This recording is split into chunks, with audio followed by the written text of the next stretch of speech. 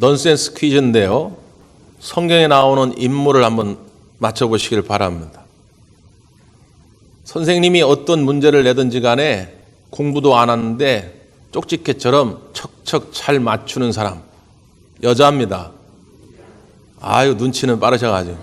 미리암입니다. 미리암. 미리 아니까 이해가 늦으신 분들이 계신데, 제가 학교 다닐 때도 이렇게 선생님들 가운데 종종 그런 분들이 계셨어요. 시험을 앞두고 100문제 정도를 뽑아줍니다. 이 100문제 가운데 한 20문제만 골라가지고 똑같이 나오니까 공부해라 이렇게 얘기합니다. 실제로 선생님이 미리 뽑아준 100문제 가운데 20문제가 똑같이 나옵니다. 그러면 저는 100점 맞았을까요? 못 맞았을까요? 이 믿음이 현찮으시네? 저는 100점을 맞죠. 똑같이 나오는데, 그 100문제만 보면 똑같이 나오면 맞습니다. 당연히 문제를 미리 알면 다 100점 맞게 되죠. 그런데 놀라운 사실은 그 반 아이들 가운데 100점 만점을 맞는 아이들은 절반 정도밖에 안 됩니다. 나머지 아이들은 그렇게 내도 틀립니다. 왜? 공부를 안 하니까. 100문제 가운데 나온다고 이렇게 알려줘도 그걸 보지 않으면 맞출 수가 없어요. 영적인 견지에서 보면 미리 안다는 그 놀라운 능력이 무엇 때문에 생기냐면 믿음 때문에 생깁니다.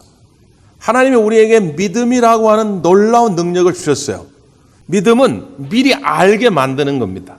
하나님이 어떻게 나를 이끌어 가실지, 하나님이 나에게 어떤 좋은 땅을 예비해 놓으셨는지 믿음으로 미리 알게 만들어 놓은 거죠.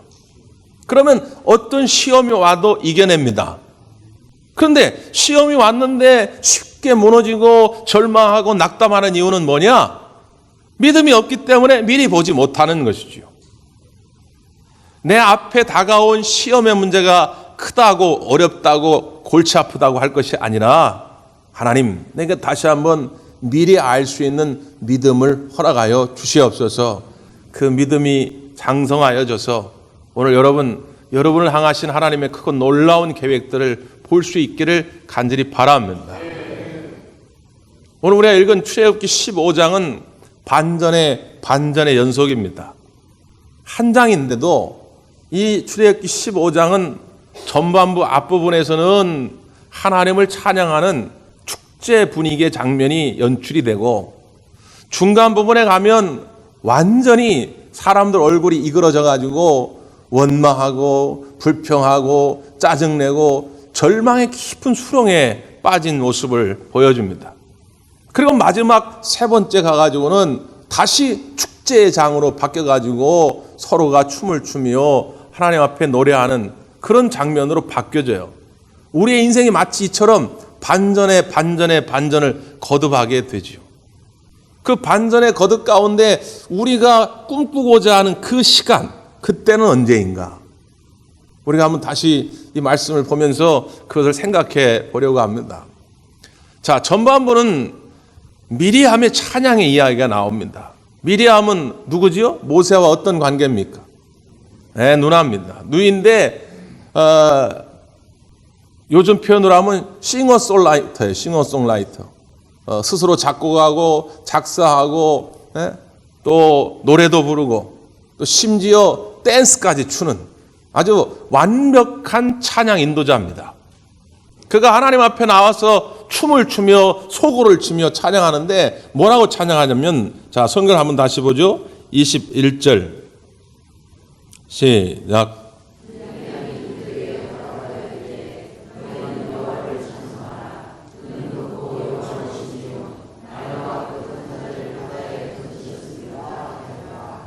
너희는 여호와를 찬송하라. 그분은, 하나님은 높고 영화로우신 분이다. 그분이 말과 탄자를 바다에 던지셨느니라. 말과 탄자는 누굽니까? 애굽의 군사들이죠. 하나님께서 이스라엘 백성들을 홍해를 건너게 하신 다음에 다시 물이 덮일 때에 이스라엘 백성들은 털끝 하나 다치지 않고 뒤따라오던 애굽의 군사들만 다 물속에 빠져들어서 진멸하게 되죠. 그 하나님의 구원하심을 보고 오늘 미리암과 사람들이 소고치며 춤추며 하나님을 찬양하는 거예요. 하나님을 찬송합니다. 하나님은 높고 영화로우신 분입니다. 하나님이 우리를 이 홍해에서 구원해 주셨습니다. 축제의 분위기입니다. 잔치 분위기죠. 근데 이 찬송은 미리암 혼자 먼저 시작한 것이 아니라 사실은 앞에 길게 나오는 모세의 찬양으로부터 이어져 오는 것입니다. 1절, 2절 가운데 보면 모세의 찬양이 나와요. 1절, 2절을 한번 읽어보십시다. 1절, 2절 시작.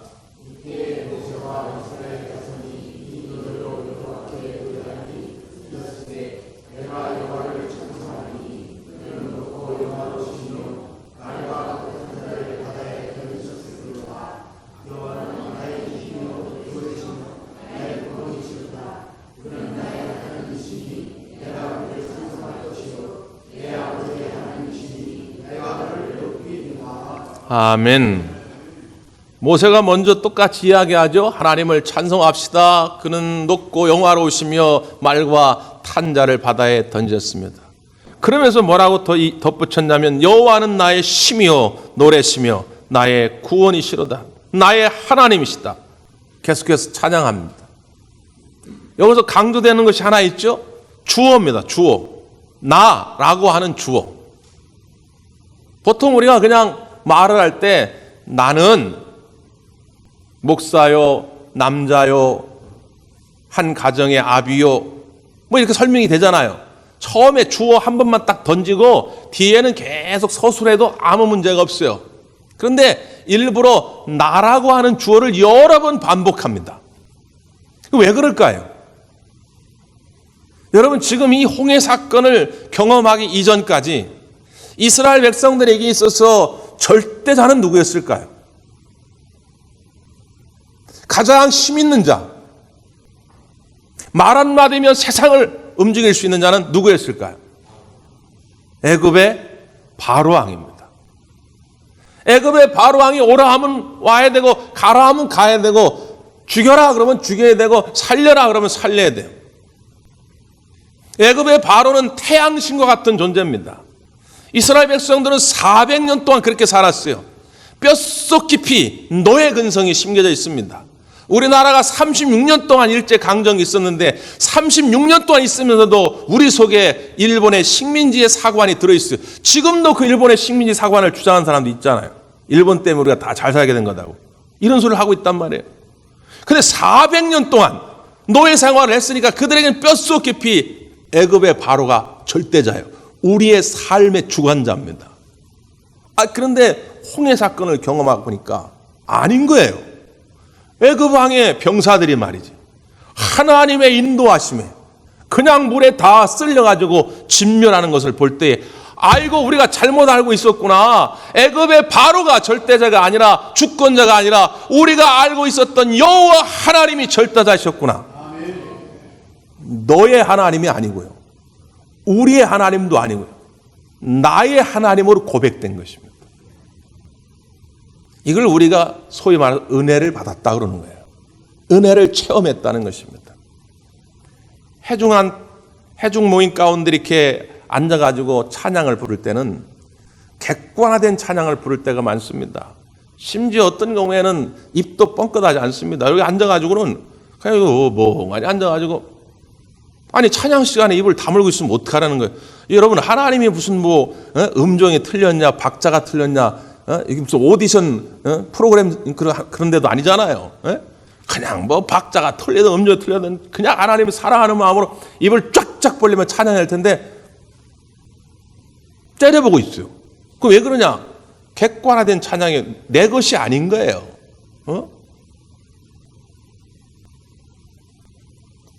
종종 그런 이야기를 들어요. 목사님, 요즘 제가 호산나 찬양대가 찬양하면은 너무 은혜가 된다는 거예요. 호산나 찬양대 요즘 너무 찬양을 잘한다는 거예요. 근데 제가 볼 때는 작년이나 올해나 똑같아요. 작년에도 잘했고 올해도 잘합니다. 늘 똑같아. 예? 근데 뭐가 바뀌었냐? 그분의 마음이 바뀌었어요. 옛날에는 호산나 찬양을 보면서 무슨 콘서트장에 와가지고 구경하는 거예요. 아유, 오늘은 소프라노가 틀렸네, 베이스가 틀렸네, 그 구경하는 거예요. 근데 어느 날부터인가 호산나의 찬양대 찬양이 내 찬양이 되는 거죠. 우리가 함께 부르는 찬양이 내 찬양이 되는 거예요. 나의 고백, 나의 찬양이 될 때 그때부터 은혜가 넘칩니다. 요즘 우리가 오후에 간증의 시간을 갖는데 간증의 시간이 끝나고 결단의 찬양으로 제가 은혜의 주제 찬양을 계속 불러왔어요. 여러분은 눈치채셨는지 모르겠지만 대표적인 찬양이 오직 예수뿐이네, 또 주 은혜임을 믿네, 이런 찬양입니다. 이 찬양을 요즘 계속 부르게 된 이유가 있죠. 저희 집에서 이 찬양을 입에 달고 사는 사람이 있습니다. 누굴까요? 네, 제 집사람입니다. 네? 아침이고 저녁이고 자기 전에도 또 설거지 하다가도 계속 이 찬양을 불러요. 첫 번째 찬양이 오직 예수뿐이네, 이렇게 되죠. 은혜 아니면 살아갈 수가 없네. 호흡마저도 다 주의 것이니 세상 평안과 위로 내게 없어도 예수, 오직 예수뿐이네. 크신 계획 다 볼 수도 없고 작은 고난에 지쳐도 주께 묶인 나의 모든 삶 버티고 견디게 하시네. 은혜 아니면 살아갈 수가 없네. 나의 모든 것 다 주께 맡기니 참된 평안과 위로 내게 주신 주 예수, 오직 예수뿐이네. 또 다른 찬양입니다. 주 은혜임을 나는 믿네라는 제목이죠. 주 나의 모습 보네, 상한 나의 마음 보시네. 주 나의 눈물 안에 홀로 울던 마음 아시네. 주 사랑 내게 있네, 그 사랑이 날 채우네. 주 은혜 내게 있네, 그 은혜로 날 세우네. 세상 소망 다 사라져가도 주의 사랑은 끝이 없으니 살아가는 이 모든 순간이 주 은혜임을 나는 믿네. 이 찬양을 몰랐던 게 아닙니다. 예전에도 안 들었던 게 아니에요. 알고 있었고 들었지만 이것이 나의 찬양이 됐어요. 그래서 1년 내내 입에 달고 살게 되는 것이죠. 그때부터 하나님의 놀라운 능력이 우리 가운데 임하게 되는 것입니다. 여러분 가운데 이런 나의 찬양이 넘쳐나기를 바랍니다. 구경꾼 되지 마세요. 남의 것으로 만들지 마세요. 이건 2000년 전에나 혹은 다른 사람에게 일어나는 것이 아니라 오늘 이 시대를 살아가는 나에게도 임하실 하나님의 은혜인 줄 믿습니다. 그냥 춤추며 기쁨으로 찬양하는 거죠. 그런데 여기서 끝나는 것이 아니라 반전이 일어납니다. 두 번째 장면은 뭐냐면 마라에서의 장면입니다. 홍해를 건넌 다음에 이스라엘 백성이 수르 광야를 지나게 됩니다. 광야, 사막이죠. 물이 없습니다. 에? 지금처럼 슈퍼가 가지고 생수를 사올 수 있는 것도 아니고 200만 명 가까이 되는 이 이스라엘 백성들이 마실 물이 없어요. 하루 정도는 버텨봅니다. 우리가 하루만 물을 안 먹어도 정말 미칠 지경인데 그래도 하루는 버텨. 왜? 어제 우리가 홍해의 사건을 경험했으니까 그 기적처럼 우리를 구원하신 하나님이 또 어떻게 해주시겠지 하는 마음으로 버텨봅니다. 그런데 이틀째가 됐는데 아무리 가도 또 물이 없어요. 이틀 동안 사람이 물 안 먹으면 미쳐버립니다. 견딜 수가 없는 거죠. 그렇게 또 하루가 지났습니다. 3일째가 됐어요. 3일째가 되니까 이제 눈에 뵈는 게 없는 겁니다. 3일 전에 홍해를 건너게 하신 하나님의 구원 그 따위는 관심도 없어요. 하나님의 약속의 말씀 관심도 없어요. 지금 내 목말라 죽게 생겼는데 무슨 하나님 말씀이 뭔 소용이 있어. 지금 기도하는 게 뭔 소용이 있어. 예배드리는 게 뭔 소용이 있어. 내가 지금 죽게 생겼는데 말이지. 그냥 하나님 앞에 원망하고 불평을 쏟아내기 시작하고 하나님이 세우신 지도자 모세 앞에 와가지고 모세의 멱살을 잡고 죽이려고 달려듭니다. 이게 우리네 인생이더라는 거죠. 이게 우리네 죄악의 습성이더라는 거예요. 하나님의 은혜는 참 너무나도 쉽게 잊혀져 갑니다. 그래서 헤매다가 물이라는 걸 하나 발견했어요. 야, 이제 우리는 살았다. 정말 극적으로 살았다. 그래가지고 막 벌컥벌컥 마셔도 되는데 물을 먹자마자 여기저기 사람들이 막 배를 움켜쥐고 아이고 나 죽네 떼굴떼굴 구릅니다. 그 물은 먹을 수 있는 물이 아니었던 거죠. 쓴 물입니다. 이 마라의 결핍과 공허함이 우리의 인생에도 그대로 나타나더라는 거죠. 예전에 봤던 사도라고 하는 영화의 사도, 영조가 사도세자를 그 뒤주에 가둬놔가지고 결국 8일 만에 죽지 않습니까? 왜 이런 비극이 일어났을까? 뭐 역사를 아시는 분들은 대략 아시지만 원래 영조가 이 사도세자를 되게 사랑했거든요. 나이 41에 낳은 아들입니다. 지금 41은 젊은 층에 속할 수 있지만 옛날에 41은 거의 환갑의 나이죠. 할아버지 때 낳은 거예요. 그러니까 얼마나 이 늦둥이가 이쁘겠습니까? 그래가지고 어린 나이에 세자로 책봉을 하지 않습니까? 그런데 그렇게 사랑했던 아들을 왜 뒤주에 가둬놓고 죽게 만들었을까? 그 영화 보면 참 그 영조 역할을 송강호 씨가 하는데 그 송강호 씨가 참 연기를 잘하잖아요. 그러니까 그 영조의 그 미묘한 감정을 참 표정으로 연기를 잘합니다. 그 영조가 가지고 있었던 열등감이 있었죠. 그의 어머니가 무술입니다. 무술이가 뭐예요? 그 궁궐에서 청소하는 종입니다. 종. 그 종이 그 영조 아버지 눈에 잘 들어가지고 너 내 아들하고 결혼해. 그래가지고 결혼했어요. 그래가지고 영조가 결혼한 게 영조 아버지가 결혼했죠. 그 엄마가 그 무술이 출신이라고 하는 천민 출신이라고 하는 그 열등감이 계속 그 속에 남아 있었습니다.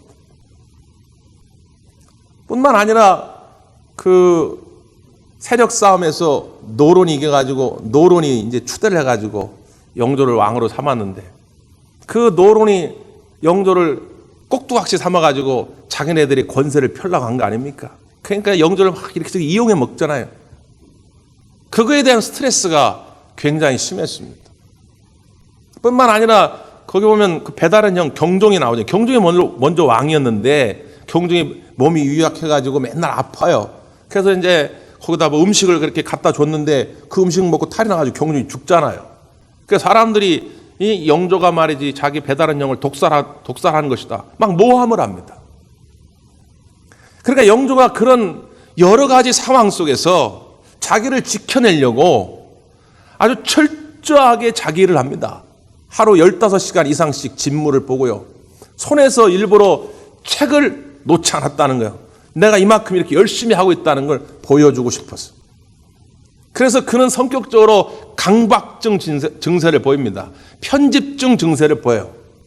그 영화에서도 잘 나타나는데 막 양치질 할 때도 굉장히 강박증적 증세가 있고 어디 갈 때도 꼭 넘어다니고 그 밟으면 재수없다 하고 하여튼 철두철미하게 살려고 해요. 그런데 이런 병적인 증세, 자기의 열등감으로 생긴 이 상처들이 결국은 다른 사람들에게 표출이 되게 돼 있습니다. 가만히 있지 않아요. 내 안에 있은 물은 내 안에 머물러 있지 않습니다. 배우자에게 표출하든지 자식에게 표출하든지 교회 나와가지고 믿음의 식구들한테 표출하든지 상처는 그렇게 자꾸 전달되게 돼 있어요. 그러니까 이 영조가 이 상처를 자기 아들한테 쏟아붓습니다. 아들이 노는 꼴을 못 봐요. 너 왜 놀아? 공부해야지. 아버지는 이렇게 철두철미하게 이 자리를 지키려고 이렇게 애를 쓰는데 너 왜 그러냐? 매일같이 혼을 내요.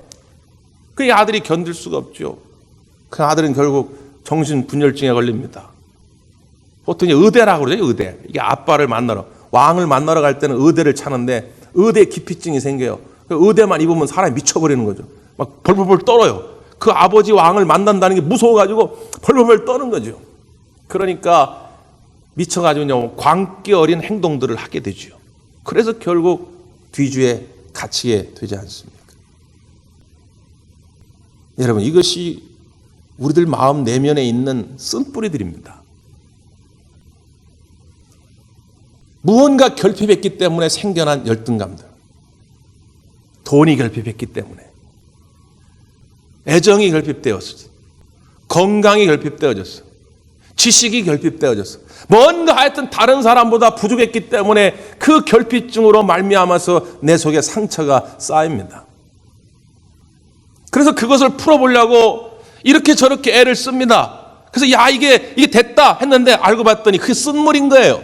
물의 결핍을 찾아 헤매다가 만난 물이 결국 쓴물이에요. 내가 못 배웠기 때문에, 내가 국민학교도 못 나왔기 때문에 내 자식만큼은 내가 서울대 보내라 죽어라 노력해가지고 서울대 보냈는데 서울대 간 그 아들이 나중에 우리 부모 무식하다고 공부 안 했다고 멸시합니다. 돈이면 다 될 줄 알고 닥치는 대로 수단과 방법을 가리지 않고 돈을 벌어왔는데 나중에 돈 벌어가지고 그것 때문에 형제 간의 의가 상하고 부모와 자식 간의 갈등이 유발되고 그것 때문에 죄의 길로 갑니다. 이것이면 될 줄 알았는데 쓴물을 만나는 것이죠. 이 마라의 여정들이 우리 인생의 정도의 차이는 조금씩 있을지 모르지만 다 있더라는 거죠. 다른 사람은 별거 아니고 나만 크다 그렇게 생각하지 마세요. 결국 다 똑같습니다. 문제는 뭐냐? 저 사람은 그 고통의 문제를, 이 마라의 여정을 어떻게 헤쳐나가는지를 알고 있는 것이죠. 어떻게 하면 됩니까? 오늘 성경은 우리에게 그 해답을 하나 보여줍니다. 자, 모세에게 백성들이 와서 원망하고 불평할 때 모세가 이렇게 행동하죠. 자, 25절의 말씀입니다. 25절 시작.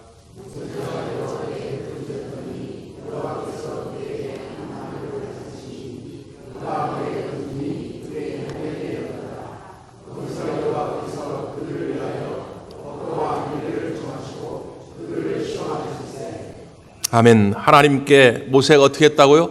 부르짖었더라. 이것이 해답인 줄 믿습니다. 고통의 문제는 똑같아요.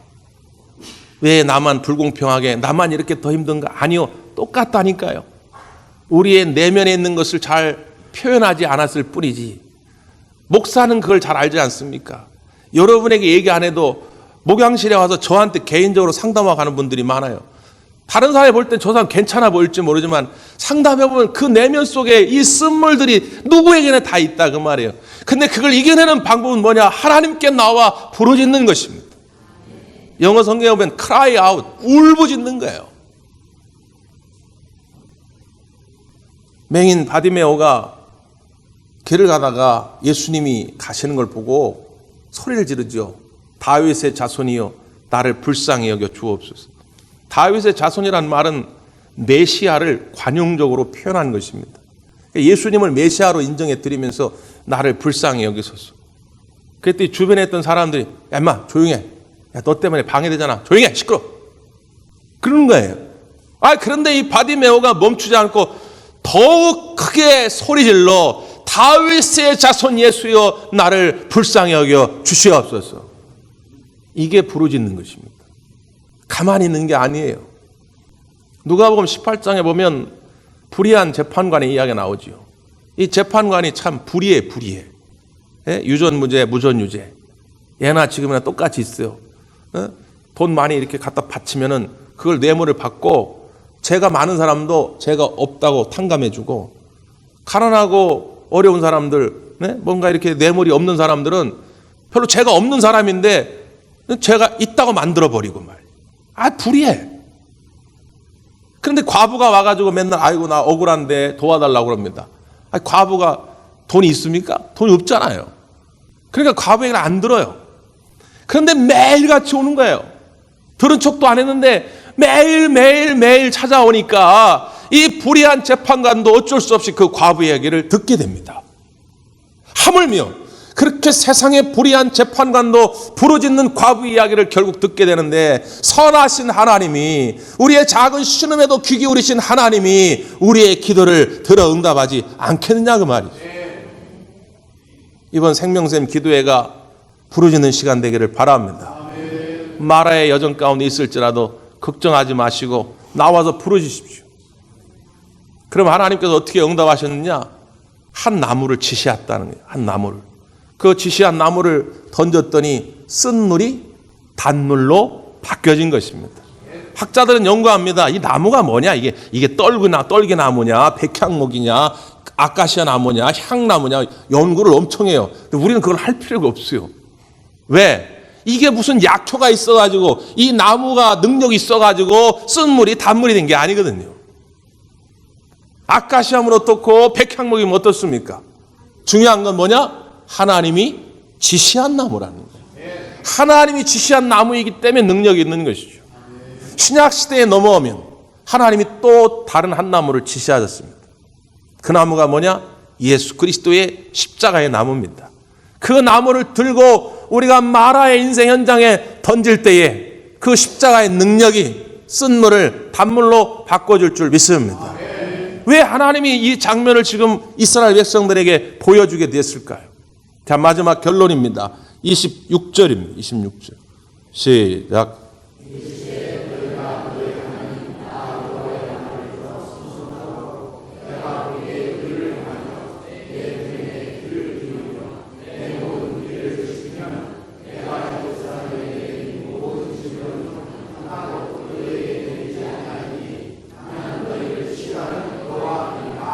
아멘. 하나님은 스스로 하나님의 이름을 밝히십니다. 나는 너희를 치료하는 여호와입니다. 히브리어로 여호와 라파. 영어식 표현으로는 힐링 갓, 치유하시는 하나님이라는 것입니다. 왜 치료하시는 하나님의 그 모습을 보여주려고 이 사건을 보여줬냐 그 말이죠. 그 앞에 25절 끝부분에 보면 법도와 율례를 정하시고 그들을 시험하실세. 이 장면은 시험의 장면이라는 겁니다. 자, 지금 홍해를 건넌 이스라엘 백성들에게 있어서 제일 필요한 게 뭔가? 물? 아닙니다. 고기? 아닙니다. 쉴 수 있는 종려나무 그늘? 아닙니다. 지금 하나님의 관점에서 볼 때 홍해를 막 건넌 이스라엘 백성들에게 있어서 가장 필요한 건 뭐냐? 순종이라는 것입니다.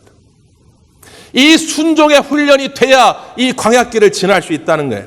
이 순종의 훈련이 돼야 가나안 축복의 땅의 주인이 될 수 있다는 것입니다. 지시할 나무를 던져라.